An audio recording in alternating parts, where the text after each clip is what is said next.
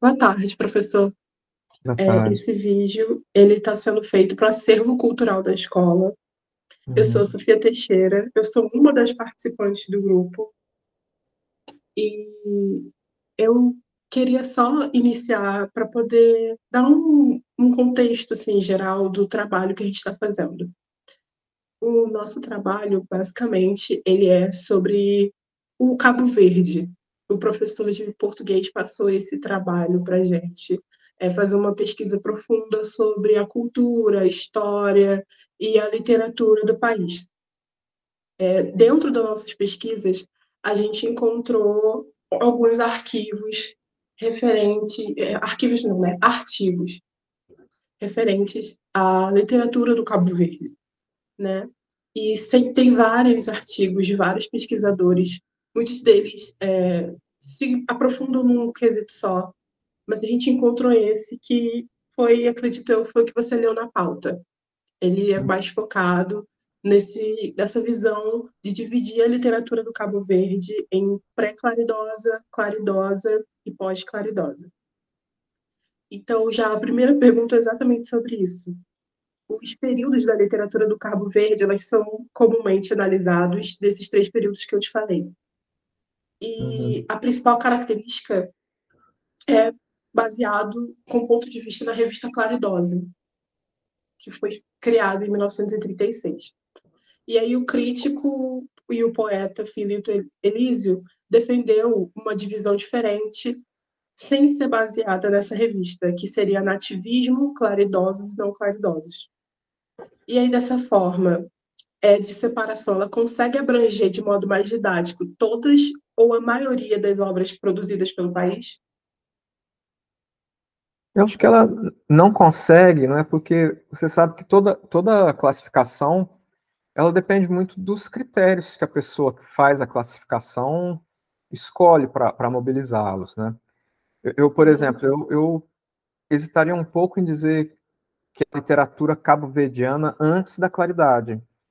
Eu diria que a literatura ali, mas ela ainda está muito mais próxima do sistema português de literatura, né? Porque ainda falta final do século XIX, começo do século XX, ainda falta muito tempo para a independência, né? Essas questões ainda não aparecem.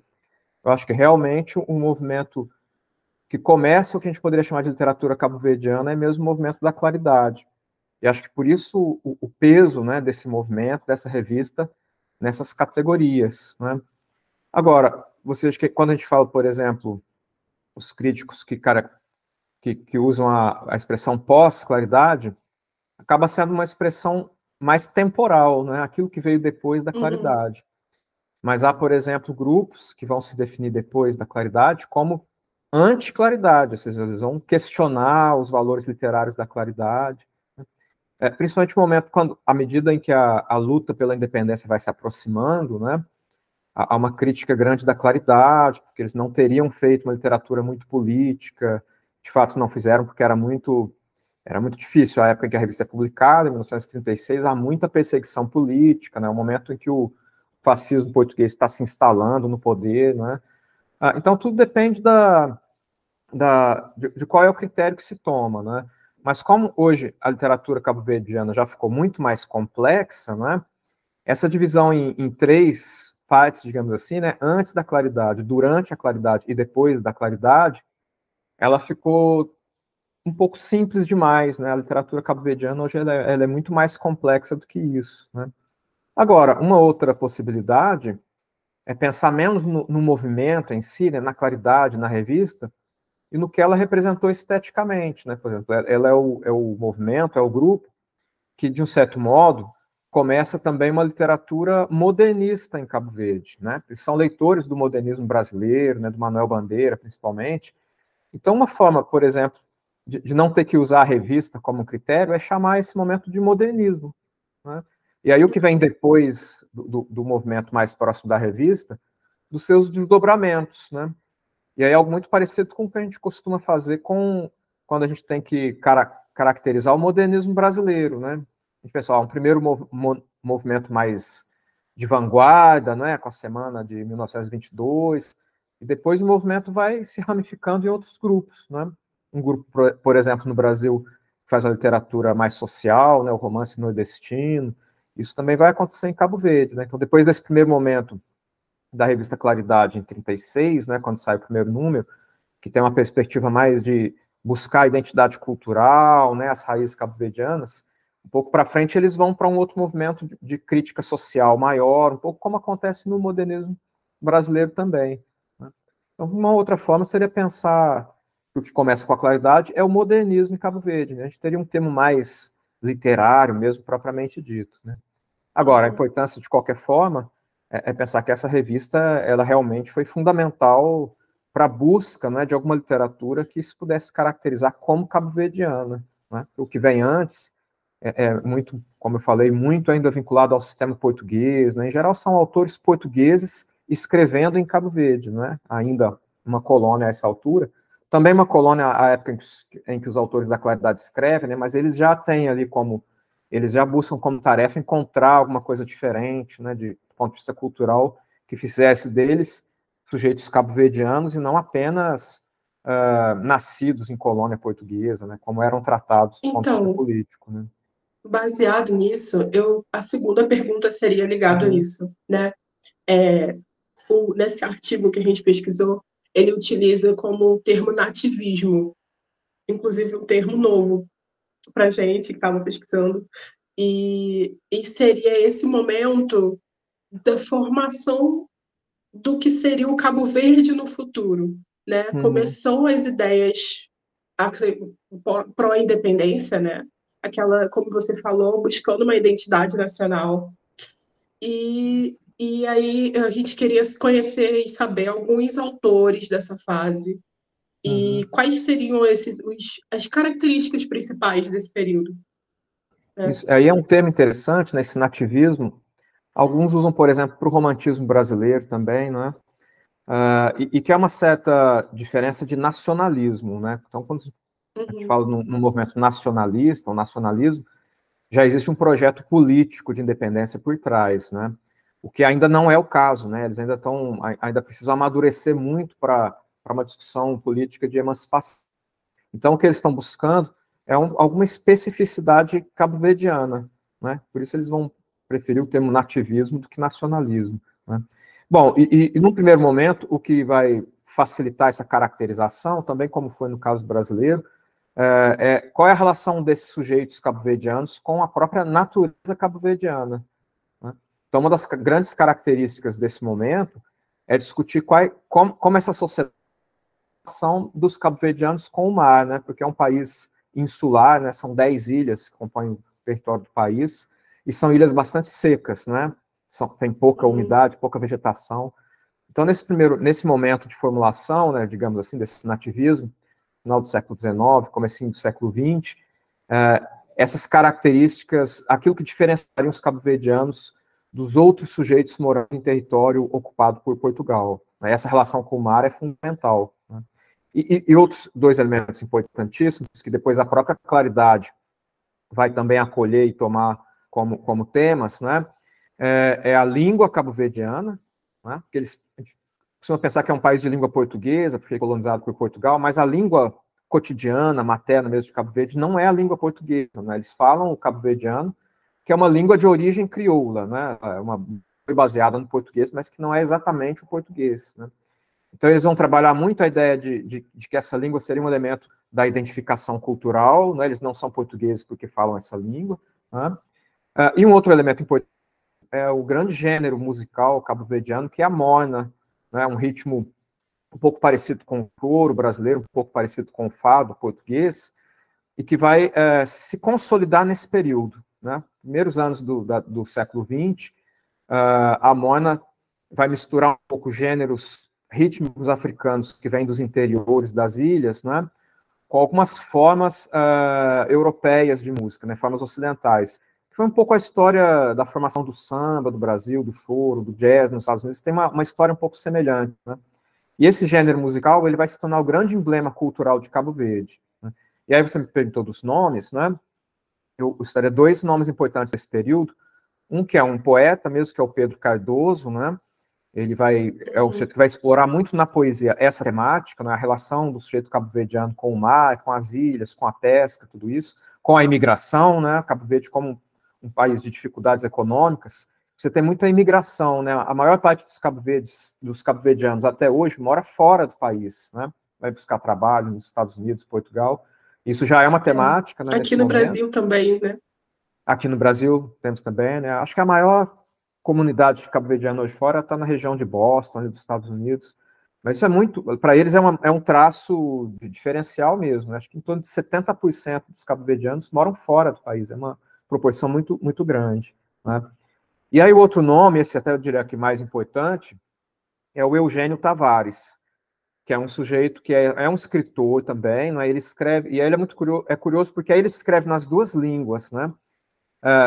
Ou produz obra nas duas línguas, porque quando ele escreve texto para ser impresso, né, publicado no jornal, ele não chegou a publicar nenhum livro autoral dele, mas publicou em jornal, ele usa a língua portuguesa numa forma mais tradicional, né, escreve soneto, modelo do Camões e tudo isso, mas ele é também um compositor musical, e ele é o sujeito que vai consolidar a forma moderna da morna, né, ele vai consolidar esse formato, ele escreve a parte musical, né, e também as letras, e aí ele escreve as letras no idioma cabo-verdiano. Então, ele consegue, nessa consolidação da morna como gênero, ele une os dois elementos tradicionais ali de identidade cultural cabo-verdiana, né? A música e a própria língua cabo-verdiana. Né? E a Claridade vai tomar isso como temas importantes também. Né? A música cabo-verdiana aparece muito na obra dos Claridosos, e que estão logo ali um pouco depois. Né? O Eugênio Tavares, acho que ele morre em 1930, e um pouco antes, em 1935, né, os Claridosos já estão reunidos e vão no ano seguinte publicar a revista, um pouco com esse mesmo espírito, mas com uma certa ideia de estudar um pouco mais a fundo a realidade cabo-verdiana, né, coisa que o Eugênio Tavares não tinha nem muito material para isso, na verdade. Então, aí já puxando a linha que você começou já a falar da fase Isso, claridosa, a gente pode entrar mais nela e analisar também as características e também os autores principais. Do que eu pesquisei, a origem da revista, ela marca o anseio dos escritores mesmo de valorizar a cultura do seu país, né? Já baseado no que vinha no ativismo. E aí a Claridade só confirma isso, né? Dá mais força e por isso que é tão importante a criação dela para a literatura do Cabo Verde. Então, se você puder já falar eles algumas vão características pra aprofundar gente. muito esse processo, né? Há uma expressão que, se não me engano, é do Manuel Lopes, que é um dos autores, que ele diz que a função deles, a ideia deles é fincar os pés em Cabo Verde, né? Então, a ideia de fazer um trabalho de estudo mais profundo do que esses precursores fizeram, né? Até por falta de condições, como eu havia dito, e eles vão, então, estudar, inclusive, esses elementos, né? Por exemplo, um dos autores da Claridade, que é o Baltazar Lopes, ele vai depois estudar um pouco o que a gente chamaria hoje de linguística, mas na época ele chamava mais de filologia, né? Ele vai fazer um doutorado na Universidade de Coimbra em filologia sobre o idioma cabo-verdiano, que eles chamam ainda na época de crioulo, né? O crioulo cabo-verdiano. Então eles vão realmente fazer estudos profundos sobre esses elementos característicos de Cabo Verde, né?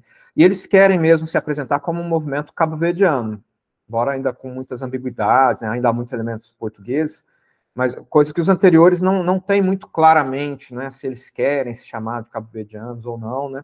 Agora, com o Movimento da Claridade, já há essa busca, né, eles querem se mostrar diferentes da matriz portuguesa, embora ainda eles se sintam muito tributários também de uma matriz cultural portuguesa, né, parte africana, mas também parte portuguesa, né. E um elemento diferencial importante também é essa questão, por isso eu destaquei no começo essa ideia de que é um movimento ligado ao modernismo, né? Porque já é uma estética de vanguarda. Né? Então não é só a temática cabo-verdiana, mas são as temáticas cabo-verdianas já trabalhadas com uma estética mais modernista, né? Por exemplo, a incorporação, para quebrar um pouco essa ideia da literatura canônica, não é?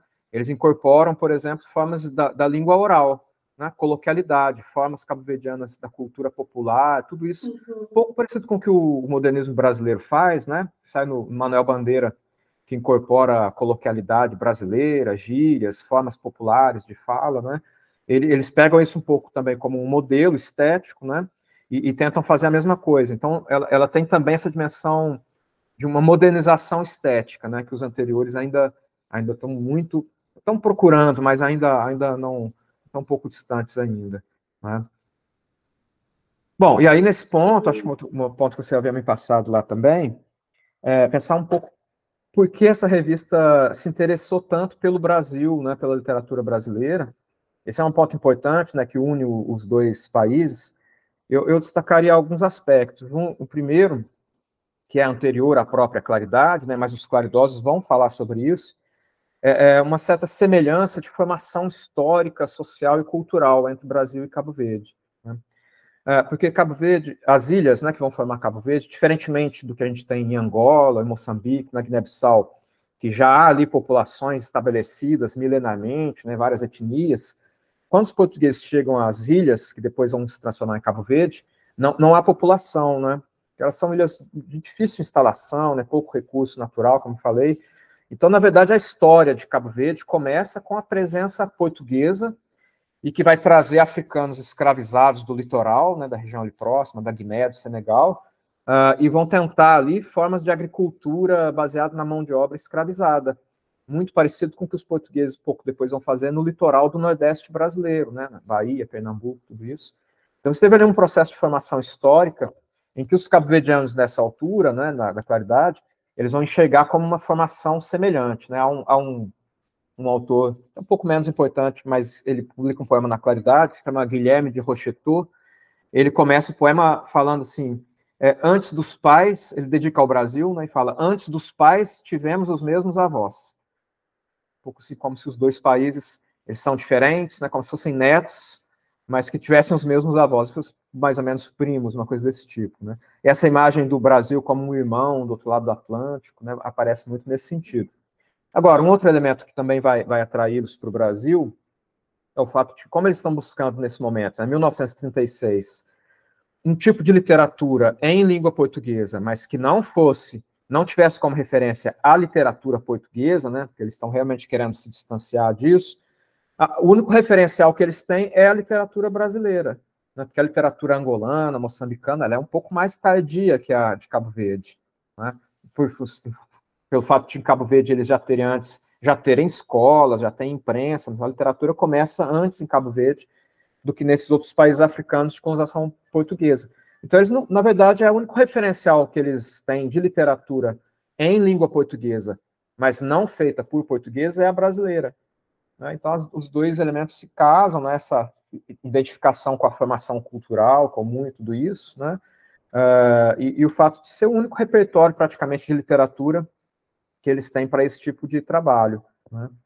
E aí um outro elemento que está ligado a isso também, veja que eu falei que os claridosos vão tentar também um estudo mais aprofundado sobre essa formação, né? Como é que o Cabo Verde se formou historicamente, socialmente, mas eles também não têm material para estudar isso, né?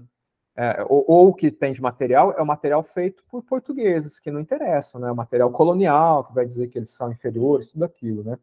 Então, eles também vão buscar muito, por exemplo, texto sociológico, texto histórico sobre a formação brasileira.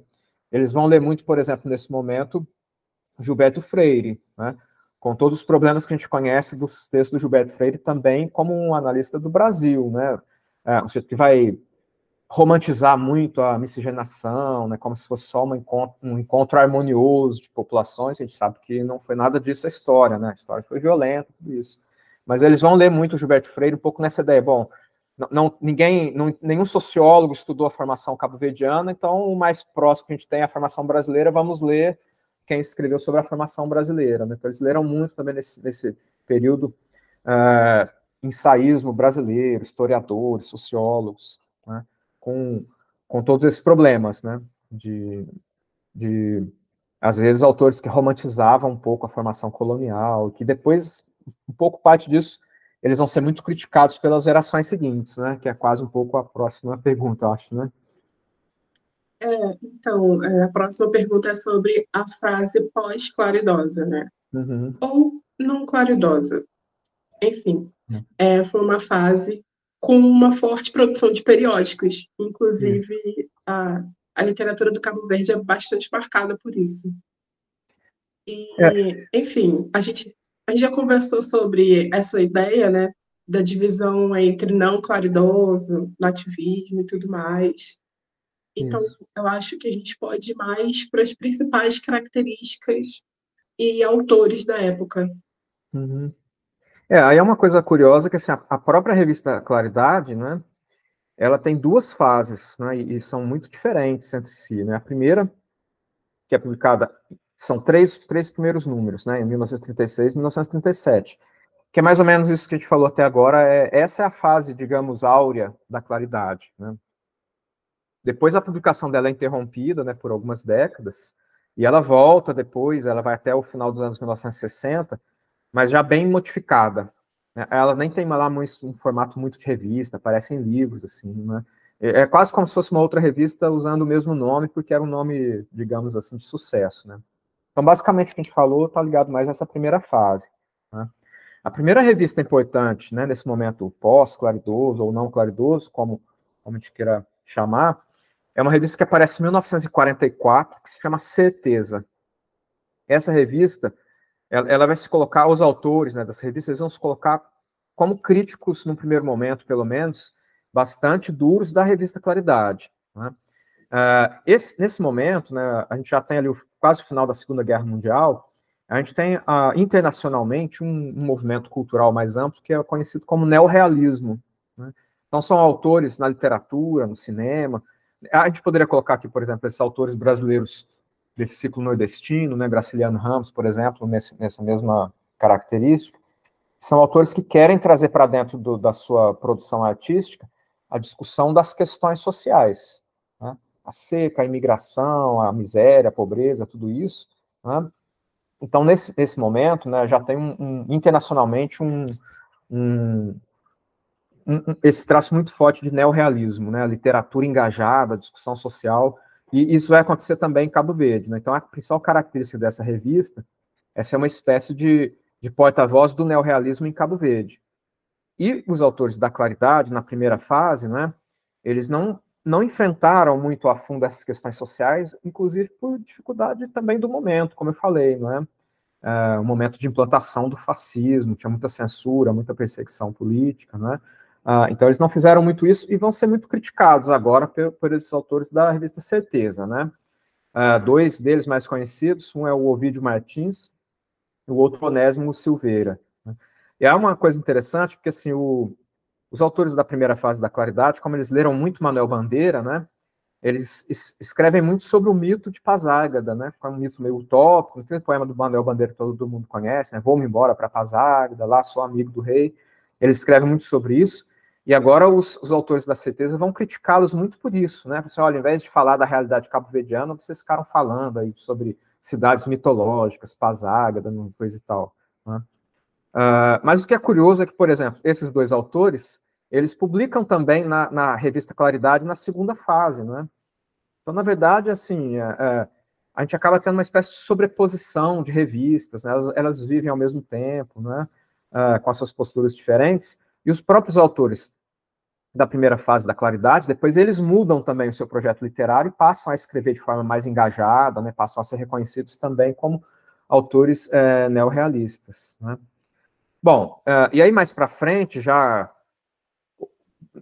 vamos dizer, depois já do Cabo Verde independente, né, depois de 1975, quando o país se torna um país independente, a discussão política diminui um pouco de intensidade, né, porque a independência já está feita, são outros momentos, né, começam a aparecer algumas revistas com uma tentativa de discussão mais cultural e literária do que política, né.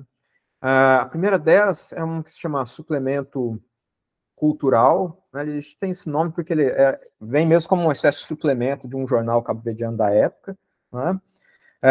Esse jornal, por exemplo, um autor muito importante que publica muito ali, é um poeta importantíssimo que se chama Corsino Fortes, né? Talvez até hoje o poeta mais importante de Cabo Verde. Ele já faleceu, não tem muito tempo, mas já faleceu, né?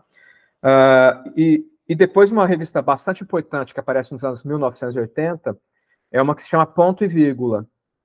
E nessa revista, por exemplo, aparece talvez hoje o nome mais conhecido de Cabo Verde, dentro e fora do país, que é o Germano Almeida, né, principalmente um romancista, e que ganhou o prêmio Camões, né, um autor bastante conhecido. Então, pensaria nessas 4 revistas, né, a Claridade como precursora, a Certeza como atenta no momento neorrealista, fazer uma contraposição à Claridade, né, tentar um discurso mais engajado. Depois essas 2 com uma dimensão um pouco mais cultural, estética, né, o suplemento cultural e a ponto e vírgula. E então, aí a próxima pergunta meio que também já foi respondida, mas eu acho que a gente pode também ir para o lado Uhum. de como a literatura cabo-verdiana se relaciona com o Brasil e com Portugal, né?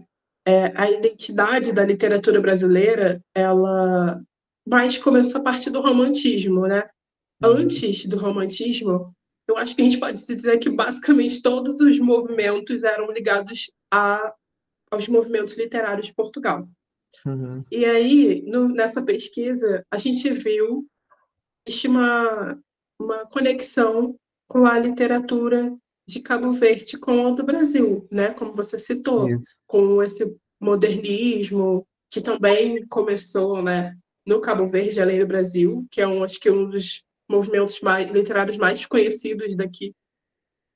E também como é a relação da literatura do Cabo Verde com a literatura de Portugal. Se Uhum. existe uma semelhança também, até onde existe essa semelhança, né? E que você pudesse discorrer um pouco sobre. No caso da brasileira, por exemplo, você colocou lá na pauta de a gente teve talvez mais vínculos, né, com a literatura portuguesa do que a cabo-verdiana com a portuguesa. Acho que isso deve um pouco, até ter uma relação um pouco temporal mais longa, né? Se a gente pensar que a nossa literatura ela se emancipa de um certo modo, começa a discutir isso no romantismo, né? Mas se emancipa mesmo, talvez com Machado de Assis e depois o modernismo. O Brasil já tem alguns séculos ali de produção de literatura, né? Mesmo que a gente não chame de brasileira, né? Mas desde o começo da colonização a gente já tem. Então a gente teve mais tempo, né, de contato, de escritura com autores portugueses do que eles, né? Praticamente o movimento que começa a literatura lá para eles já é um movimento modernista, né, da claridade, então já começa querendo se separar, não é? Então acho que isso criou ali já um certo desejo de emancipação um pouco mais forte para eles do que para a gente, né? Que aliás como para os outros também, né? Também para Angola, Moçambique seria nesse caso uma imagem semelhante, né? Agora, essa relação com a literatura brasileira, eu acho que o momento áureo mesmo, mais forte, foi realmente nesse período da claridade, né? Era a principal referência para eles, né? Eu acho que hoje eles, não diria que é uma leitura muito coletiva do que é a literatura brasileira hoje, né? Embora, por exemplo, o Germano Almeida, esse autor, por exemplo, é um sujeito bastante marcado por leituras brasileiras, né? Há um romance dele que foi publicado aqui no Brasil, que se chama O Testamento do Senhor Napomuceno. Há uma introdução de um escritor brasileiro, que é o Mário Prata. Ele foi à casa do Germano Almeida, né, por uma série de razões. Ele disse que a biblioteca do Germano Almeida quase toda era de literatura brasileira, né? Então era um sujeito que ainda lê muita literatura brasileira, mas já não é um movimento tão forte como foi, por exemplo, nesse momento da claridade, né? Um outro elemento importante é que não é uma via de mão dupla, né? Tipo assim, eles leram muito literatura brasileira, mas a gente lê muito pouco literatura cabo-verdiana, né? Até por razões editoriais, né? Chega muito pouca coisa aqui, né? Muito pouca coisa é publicada de Cabo Verde aqui, né? Acaba sendo um pouco mais, a literatura de Cabo Verde acaba existindo um pouco mais academicamente, né? Assim, há grupos de pesquisa na universidade, do que para um público um pouco mais amplo, né? Porque é pouco publicado, né? Você tem pouco acesso mesmo às obras, né? Bom, e aí pensando do lado deles, há um pouco também dessa dimensão, que é pensar que não é uma questão propriamente literária, mas acaba tendo impactos, né? Que é quem são os leitores dessa literatura cabo-verdiana hoje, né? E como acontece também para os angolanos, para os moçambicanos, para os guineenses, a maior parte dos leitores e das leitoras estão fora do país, né? Em geral tem um público. Cabo Verde é um país pequeno, né, população pequena, a língua materna não é a língua portuguesa, né, então a maior parte das pessoas que leem literatura cabo-verdiana hoje estão fora também do país, né, ou são brasileiros ou são portugueses, né, Então, um pouco a relação acaba sendo um pouco mais editorial do que literária, propriamente dita, do ponto de vista estético, né? Mas há coisas novas aparecendo, né? A internet ajudou um pouco, né? Você encontra textos na internet para ler e coisas desse tipo. Mas eu acho que o auge mesmo da relação literária foi mesmo no momento da claridade, né? Ali a literatura brasileira era a principal referência literária para eles, né? Agora, um ponto que é interessante, não é? É que como a gente já tem aí quase 90 anos só da claridade, quase 90 anos, né, de publicação, os autores hoje, contemporâneos de Cabo Verde, já têm um repertório cabo-verdiano de leitura, né? Então, o que os claridosos não tinham no passado, né, uma literatura feita em língua portuguesa em Cabo Verde, maciçamente, por isso eles vão ler os brasileiros, o pessoal que está começando a escrever hoje já tem, não é?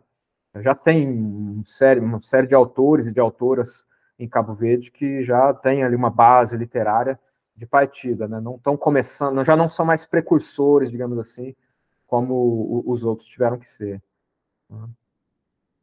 Então, agora que a gente já destrinchou bastante sobre a literatura do Cabo Verde, acho que a gente pode fazer umas perguntas mais gerais. Uhum. E aí, a gente, já indo para um lado mais da literatura africana, de um modo geral, existem diversas áreas, e várias áreas artísticas. A mulher era representada de variadas maneiras, né? Existe a representação muito ocidental, baseada na maternidade, né? E tudo mais. E nessas leituras que a gente fez na escola de literatura africana, a gente viu uma visão muito ligada à criação e à origem da mulher. E a gente viu, por exemplo, vi especialmente, né, no poema O Primeiro Ninho, do Marquês de Anas Velhinho. E pensando, né, na literatura africana e nas suas singularidades, dá para definir o momento em que essa concepção feminina foi estabelecida e qual é a importância dessa representação para a identidade dos povos africanos, para a Uhum. formação, né, dessa identidade. Aí essa é uma questão que a gente precisa distinguir um pouco a experiência cabo-verdiana de outras experiências africanas, né? Por causa dessa relação histórica de que em Cabo Verde não há, por exemplo, que hoje o pessoal costuma chamar de povos originários, né? Esse é um conceito que não existe para Cabo Verde, né? Porque quando os portugueses chegaram nas ilhas, elas eram desertas, como coloquei, né? Então essa imagem, por exemplo, da figura feminina ligada a uma ideia de ancestralidade, da maternidade, que é muito forte e como resistência, não é? Ela é muito mais forte nos países que já tinham populações africanas do que em Cabo Verde, né? Então, é muito forte em Angola, Moçambique, né? E no caso cabo-verdiano, quando a gente pensar no olhar da colonização, nesse caso, como foi para os outros também, né? Eu diria que a primeira imagem da produção pelo discurso colonial dessa mulher, eu acho que não é nem por via da maternidade, da geração, é mais pela ordem da exploração mesmo do corpo feminino, né? Como um objeto sexual e tudo isso, né? Porque no caso cabo-verdiano, ou seja, a experiência começa com a experiência de escravidão, né? Então, como foi também para o Brasil, né? Eram corpos africanos escravizados para exploração física mesmo, né? Então, a primeira resistência dos textos começa um pouco por essa ideia da maternidade, né? Para tirar um pouco dessa marca do corpo apenas para exploração sexual e tudo isso, né? Mas no caso cabo-verdiano, essa ideia da maternidade, da África mãe, da mãe África, não é? Ela é um pouco, ela é menos funcional, digamos assim, para essa discussão do que foi para Angola, Moçambique, por essa razão, né? Eles não têm essa ideia de ancestralidade africana tão forte como para os outros, porque não há ali povos originários, né? Na verdade, começa com um processo de colonização já, né? Agora, há uma questão interessante que mesmo o movimento da claridade, né, como outros também, né, como foi o modernismo brasileiro, inclusive, eram movimentos de autores homens, né? Então, mesmo nesses movimentos que propõem algum tipo de emancipação, a gente tem ali um viés do olhar masculino ainda sobre esse grupo, né? E no caso cabo-verdiano, isso começa a mudar, né? Quando começam a mesmo aparecer escritoras mulheres, né? e não só porque são mulheres escrevendo, mas porque trazem para dentro dos seus projetos literários essa questão. Né? Você pode ter uma autora mulher que escreva sobre outras coisas, né? O autor é livre para escrever sobre o que quiser, né? Mas ali a gente tem realmente autoras que vão escrever sobre esses temas, né? A precursora, talvez em Cabo Verde, mais importante, é uma contista, né? Uma escritora, basicamente a obra dela está disposta em 3 livros de contos, que é a Orlanda Amaryllis. E aí um ponto muito interessante dela, eu gosto bastante dela, é que ela pega um tema muito recorrente em Cabo Verde, que é a da imigração, como a gente já falou, né? E ela muda um pouco o foco, porque a maior parte das obras que a gente pega, desde dos claridosos, né, desses autores, é do sujeito, na maior parte, que está em Cabo Verde. Né? Então ele vê as pessoas imigrando, ele vê as pessoas saindo, mas ele está em Cabo Verde. E ela muda um pouco esse foco e escreve com protagonistas predominantemente mulheres já emigradas. Né? Então a mulher cabo-verdiana em Portugal, principalmente, no caso dela. Né? Então ela traz esse olhar, essa nova focalização. Né? É o tema recorrente de Cabo Verde, que é o do exílio, mas a partir quase que do olhar feminino dessa mulher exilada, né, da solidão dessa mulher exilada, principalmente em Portugal, né, mas também em outros países europeus, mas principalmente em Portugal. Né. E aí isso foi abrindo caminhos, né, hoje a gente tem autoras bastante importantes, né, a Vera Duarte, por exemplo, é uma autora bastante importante, né, e outros vão aparecendo, né. Mas uma das questões de ser tardio esse processo em Cabo Verde, e que não é só lá, não é? Está ligado muito à própria estrutura social que negligencia a formação das mulheres, né? Como foi aqui também, né? Como em outros lugares. Então, a escolarização é tardia, o acesso ao letramento é tardio, né? A questão dos papéis, né? Isso é papel de homens, isso é papel de mulheres, né? Isso tudo que é preciso quebrar socialmente, né? E que foi tardio lá, como aqui também, não é? Como em outros lugares. Mas, felizmente, isso vem se transformando, né? Vem mudando em novas... felizmente, hoje um cenário muito mais diverso do que foi no período de publicação da Claridade e como foi no nosso caso, no nosso modernismo, né? Felizmente, já é um quadro bem mais diverso, né? Então, professor, as perguntas foram finalizadas. Muito obrigada por ter doado seu tempo para fazer essa entrevista. Essa entrevista vai ficar para o acervo da escola. Então, é muito importante isso, exatamente para a gente conseguir introduzir a cultura africana, mais especificamente do Cabo Verde, né? E então, muito obrigada. Vou finalizar a gravação. Tá bom. Não, eu é que agradeço e espero que seja útil aí para vocês nesse estudo. Muito obrigada.